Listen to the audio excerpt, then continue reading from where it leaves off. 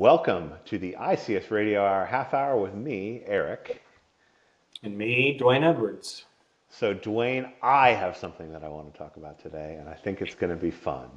I knew you did. Good. So, do you want to know what it is? Sure.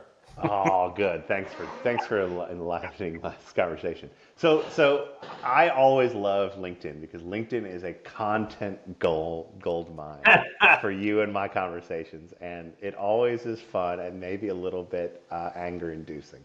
So so this one comes off a LinkedIn post of a ICS security luminary. Generally discusses asset management, threat detection, the general state of OT security and the OT security market. The person may or may not be a player in that market as well.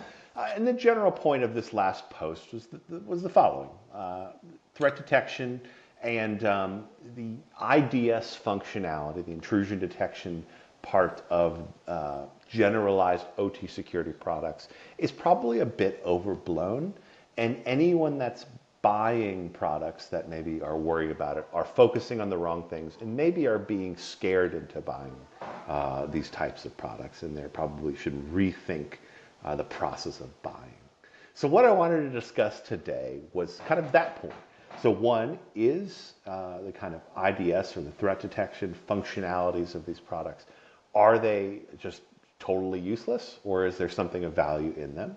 Secondarily, where do we put them within context? And should people maybe feel dumb for buying them because of the ICS detection parts of the product? So let's do that. Let's discuss that. And I think we'll have a good, quick conversation about that. Are any of our conversations quick? So yeah, look, I guess a couple things. One is, as we've discussed before, both of us sold security for quite a while, and I've never been a big fan of selling fear. Right? You've got to. It's a bad look. It's a bad look in every which way you can think of. Now, is there, arguably on the other side of that is, hey, are we afraid we're going to get compromised? Are we afraid bad things are going to happen? And a certain healthy fear or concern is good. Yeah.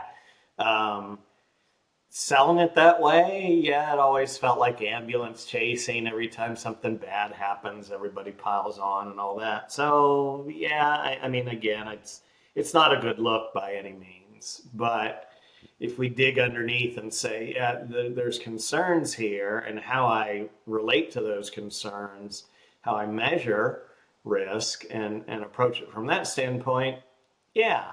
But I get your point. Yeah. Yeah. So I guess let's start at the end in some ways, right? Are people dumb for buying these types of products for the IDS functionality of them?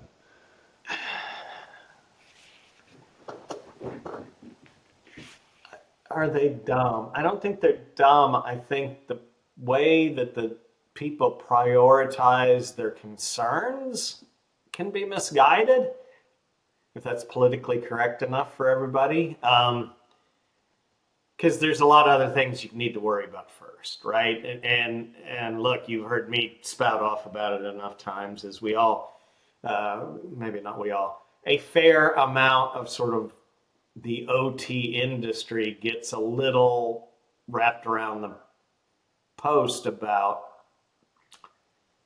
quasi-military terms, and I've made fun of a couple different people in the past for using call signs and having to use all these weird, again, military spy stuff. That's something that certainly annoys me.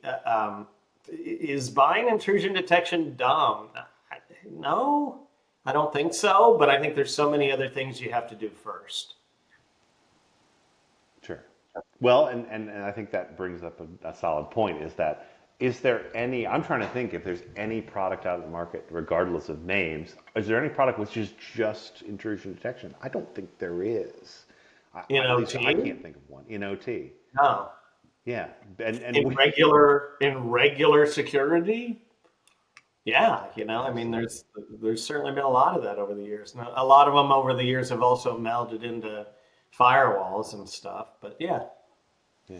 So I guess, it brings up the other things, and I think that, again, where we've come as a industry and as a group of kind of product sets, right? Where did these generally start with? They started with figuring out what you have, and then figuring out if something bad is happening on there. And I guess the next question is like, is the majority of the market buying these things first for intrusion detection and threat detection? Again, I'm asking you to put our old past hats on here. Did you ever remember a customer that we worked with, or anyone who we worked as a prospect, who came in first of all and said, I have to, the most important thing that we're going to do here in this project or in this piece of work is we're going to do intrusion detection? I can't think of one. No, I mean, you would hear visibility, and that can sometimes be taken a few different ways, but most people I ever talked to define visibility as under asset identification, right? Yeah, yeah, exactly. Same thing. I remember. I need to know what I've got. I need to have visibility. I need to understand my assets. I have no clue what's going on often if they're down there, right? Yeah. All those things would come up first. And maybe partially the threat detection thing comes in the figuring out what's going on down there. But I think most in my context was, hey, we just got to know what assets are down there. What are these IPs? What are these things below IPs that are pinging up? Yeah. So interesting. Okay. Well, so where do we go from here? Do we as a market, do we as an OT security market focus on the scary things too much? I mean, thoughts on that, Doyle? Wow. We've said quasi-military, right? Yeah, But there yeah. are scary things out there. I mean, look, the amount of times that I went to clients and there would be something going wrong or something bad in these networks. Maybe there was something that got on an engineering workstation that was pinging out. I could almost say without certainty that there would always be something in those environments. Now, whether it made something bad happen was a different conversation. But there generally was bad stuff happening down in those networks. Now, again, did it affect production? 99% of the time, absolutely not. So there's an argument, again, come back to, should you know things that are going on? And is there value in that? I think there still is, but I'd like to hear your perspective. Okay, let's pretend, does something go bump in the night and something is there, but it doesn't, the metaphorical tree does not fall and people don't figure out what's going on. Is there still value in knowing what's happening? Yeah. I mean, so there's a couple ways I would look at it. First, and you've heard me talk about this any number of times, and you and I think agree about this, is when we say do the simple things first or do the easy things first, that's in one way, it's a distillation of budget, both in real dollars and time. So if you look at what is the most valuable place to spend your time, it's not buying an IDS system. And then more importantly is then have to have people watch it. That's the expensive part, right? So Yeah. I don't think it's necessarily an argument as whether you do it or don't do it. It's, can you afford to do it? Can you afford pretty high paid people to go chase all these things, right? In ICS, the verticals that are most concerned about intrusion are electrical utilities, and maybe rightly so. I certainly want my electricity to work, and they've got a different way of viewing budgets. I suspect the people that work at utilities would tell me different, but they got a little better budget than, say, your average company. Let's just put it that way. When the entirety of society is a customer, it helps you out. Yeah. Other than the guy in the shed up on the hill. But do you reduce your attack surface? How, when, and where do you worry about vulnerabilities? AKA our old employee. Coming from a very big networking background, of course, I'm going to say keep that segmentation, right? Keep your firewalls. Understand the traffic. I would say when you say understand the devices or know what's out there, the extremely close corollary to that then is then understand how they act on the network. So I can see and I can tell when bad things are happening more easily, right? It's not the Wild West world of enterprise networks. It should be very slow, very predictable.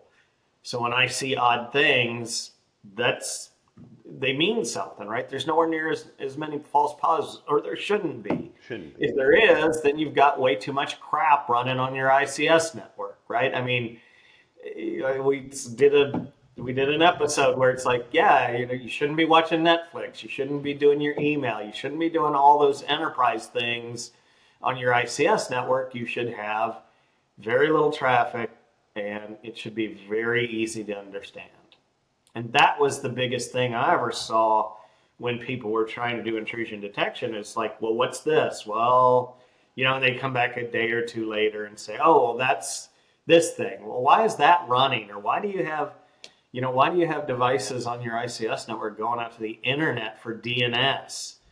Or why do you even have DNS there? Or why don't you have your own DNS server so that it can be very well locked down, right? So it's those kind of things. Again, just we use the word hygiene, or used to use that word a lot, that needs to be done first, and then worry about, okay, is this good or bad? So I'm not paying a six-figure person or multiple six-figure people to figure that out. Well, and arguably then, that is where some of these IDS products actually come in, because you can pretty much, and I've experienced and I've seen in most of these ones, is you can actually set a pretty good steady state. And when you figure out when there's either a big spike in network traffic, or there's a change in terms of, hey, we're used to seeing X and Y protocols, A to B, A to B, A to B all the time, and now it starts A, C, D, and F. Hey, something weird just happened. Like, let's check it out. And you can tune these things pretty well. Now it's hard. It takes time. Again, you have to really understand those products. But is there anything wrong with the functionality? No, actually, I'd argue the functionality in an ICS environment, an OT environment, is actually more useful than, as you discussed, the Wild West of enterprise, because the Yeah. Wild West of enterprise is not going to be not going to be normal, and it's not going to be the unexpected is almost to be expected in those networks.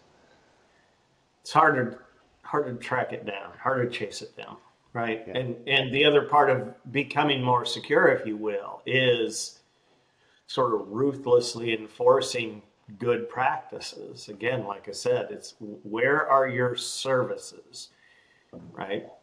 If your services are living outside your environment, is that good?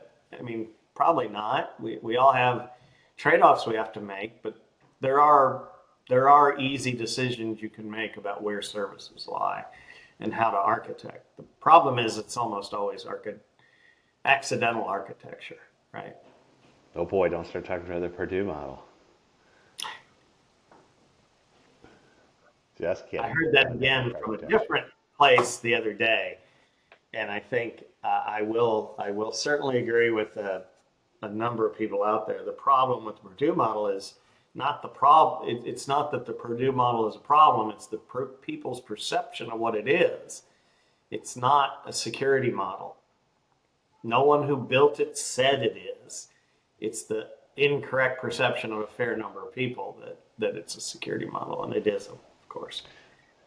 I think for another conversation another time though. I have ancillary arguments against that says you can actually take parts of the Purdue model and make it into a security model. But that's a different conversation for a different show, and we can argue about that one, I think, another time. So good, okay. So yeah, so I think the base understanding is there. Is it a waste of time? I would argue no. I think you would say also not no, right? I think the issue tends to still be how do you sell things, and probably more importantly, and back to some of our discussions on other episodes, is how do you buy things, right? Are you going to get? Let's again not get all enamored with high-tech wizardry and all the words that get used, the adversary and I don't even, nothing's coming to mind this morning. Great, but Threats. yeah, yeah. Well, threat actor and those are easy and sort of benign compared to some of the phrases I hear that I'm not gonna say. Uh, but okay, if you're gonna, and so is there a moral to this discussion? Maybe it's this. It's something we've said before. What are you trying to accomplish, right? And if you're going out to buy product, or even if you're just going down a program, whether it's open source or what have you, it has to be this. Where can you spend your time and money to best effect?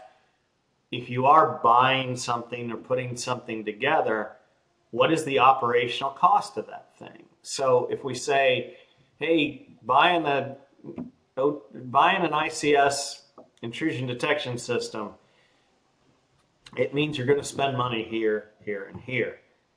Be ready for that. Is it maybe disingenuous? Is it bad for the people that sell it? Yeah, thank you. Is it bad for the people that sell it to use scare tactics? Probably. Does most of the security industry do it? Unfortunately. Be a good consumer and don't think about that part. Think about what you need to do. What else is included, right? What else is included in the product? It certainly seems that OT in particular has a whole bunch of stuff munged in rather than other things. So yeah, think about the simple things first, like we always say. Well, and I'm gonna take that and I'm gonna expand even more. So let's pretend, hey, some leader in an organization says, I've got to figure out scary things. I saw a TED talk from somebody. I saw a conversation at a board level meeting about scary things that are happening in OT, and I absolutely need to know if bad stuff's happening down there because this is where the money is made in my company, right? That's a Yeah. great, and in fact, actually, that's the best time for people in the ICS security, people who are aware of this world and aware of how engineering works and aware of how ICS networks work, to Mm-hmm. really educate that buyer, or educate that person who's really interested in figuring out what threat detection is, to explain what we just kind of did and explain like, hey, look, we can get to this point of finding out scary things, but look, here's this entire work stream to get to that point. Because we're probably here at the beginning. We've got to do all this stuff to get to the point that we're not wasting a lot of time chasing scary things and figuring out whether a scary thing really is a scary thing.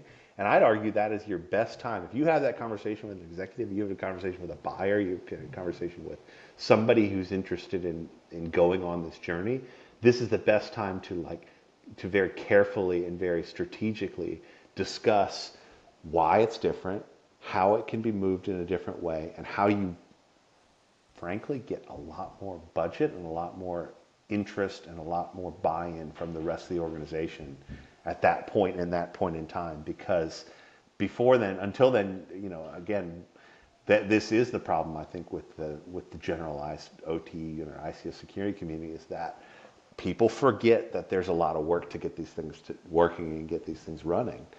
They just say, well, it's a magic box. Put the magic box in, and the magic box is going to solve all your problems, and it's going to tell you everything that's going wrong. When in reality, none of those vendors are ever going to tell you the amount of work that is there to put in. Again, Yeah, you can buy it. is there value? Is there value in doing it? Absolutely.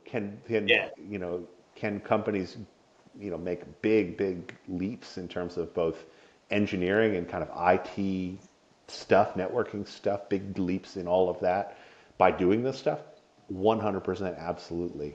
And then they're also going to have the security knock-ons, or they're going to have the security things with the engineering and the networking and the IT knock-ons. So all are really good. There's no bads here, which is great.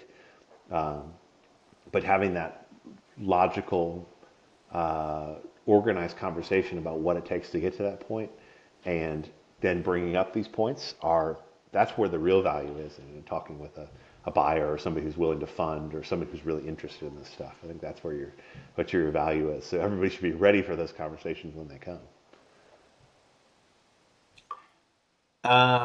Let me say that all back to you. We all just play games, And the game is, look, you've got a regulatory requirement, you've got an insurance requirement, you've got a leader saying we need to do X, Y, or Z. And as a practitioner, you have to look at that and say, great, I can get money, which is the hardest part of any security project. I can get budget, I can get money, and I can comply, right? Or I can do whatever the task at hand is, but at the same time, I can become more secure, right? It's not just checking boxes, it's also truly being more secure. Is that what you said? That's exactly what I said. Said much better than I'd say. Although, you know, Hmm. I catch you on single words. You catch me on whole thoughts. All Well, right. good. I think that's a good place to stop. I think this is a good short rant-isode. I think it was good. I appreciate the time, Dwayne. Anything else to discuss before we go? Stay tuned for more goofiness and stupidity from Dwayne and Eric. But you know what you need to do to understand when that goofiness and stupidity comes. You should always subscribe. All right. Thanks.